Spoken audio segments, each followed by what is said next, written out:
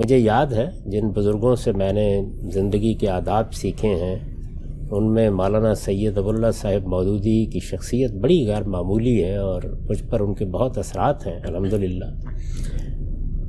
تو ایک مرتبہ لوگوں نے ان سے پوچھا کہ آپ پر لوگ تنقیدیں کرتے ہیں، الزامات لگاتے ہیں، آپ جواب نہیں دیتے، تو کیا آپ پر اس کا کوئی اثر نہیں ہوتا؟ یعنی آپ نے جواب نہیں دیا، آپ نے رد عمل نہیں ظاہر کیا، آپ نے کسی کی تنقید کو درخور اعتنا نہیں سمجھا، تو یہ انسانی زندگی کے مطالعے کے خلاف ہے یہ بات، اس لیے کہ غصہ تو آئے گا، انسان کو یہ احساس ہوگا کہ یہ کیا حرکت ہے جو میرے ساتھ کی جا رہی ہے۔ تو آپ جواب نہیں دیتے تو کیا اس کا اثر بھی نہیں ہوتا؟ یعنی طبیعت میں بھی یہ چیز پیدا نہیں ہوتی؟ تو انہوں نے کہا کہ یہ میری صحت کو جو آپ دیکھ رہے ہیں یہ اسی کا نتیجہ ہے کہ جب آپ اس الاؤ کو اپنے اندر ضبط کرتے ہیں تو باہر تو یہ کسی کو نہیں جلاتا لیکن آپ کے باطن کو تو جلاتا ہے۔ یہ اس کی تعبیر ہے کہ انسان کو کس طرح اپنی تہذیب کرنی چاہیے۔ تو اپنی تہذیب کرنے کا یہ عمل کیسے کیا جائے؟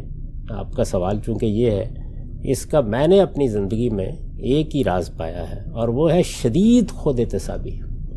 اپنے آپ کو الاؤنس دینے سے انکار کر دیجیے۔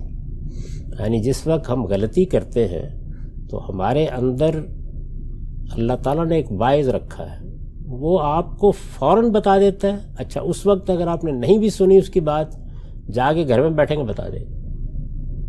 یعنی مجھے بہت اچھی طرح یاد ہے کہ جب جوانی میں کسی ملنے والے کے ساتھ غصے کا اظہار کیا، کسی ناقد کے ساتھ غصے کا اظہار کیا، کسی احمقانہ بات پر اصرار کرنے والے کے ساتھ غصے کا اظہار کیا، دوست کے ساتھ کیا، گھر میں کسی کے ساتھ کیا، ماں کے ساتھ کیا، باپ کے ساتھ کیا، اس کے بعد ایک پچھتاوے کی لہر آتی ہے انسان کے اوپر، لازماً آتی ہے، یہ واعظ ہے انسان کے اندر۔ اب آپ نے اس آواز کو نہیں دبانا۔ یعنی اس وقت انسان کیا کرتا ہے؟ وہ تعویلات کرتا ہے، نہیں یہ موقع تھا اس کا، یہ آدمی اس کا مستحق تھا، ابا جان کو اس وقت یہی جواب دینا چاہیے تھا، اماں نے بات ہی ایسی کر دی تھی۔ تو آپ اس موقع کے اوپر الاؤنس دیتے ہیں اپنے آپ کو۔ یہ اصل میں عمل بند کر دینا چاہیے، پہلے دن سے یہ طے کر لینا چاہیے کہ نہیں، جب بھی میرا ضمیر مجھے یہ بتائے گا، میرا باطن یہ گواہی دے گا کہ یہ میں نے ٹھیک نہیں کیا، یہ لفظ میں نے صحیح نہیں بولا، میری آواز بلند ہو گئی، میں نے دوسرے آدمی کے اوپر جوابی الزام لگا دیا، تو اب یہ ایک غلطی ہے، مجھے اس سے اپنے آپ کو پاک کرنا ہے۔ اسی کو تزکیہ کہتے ہیں۔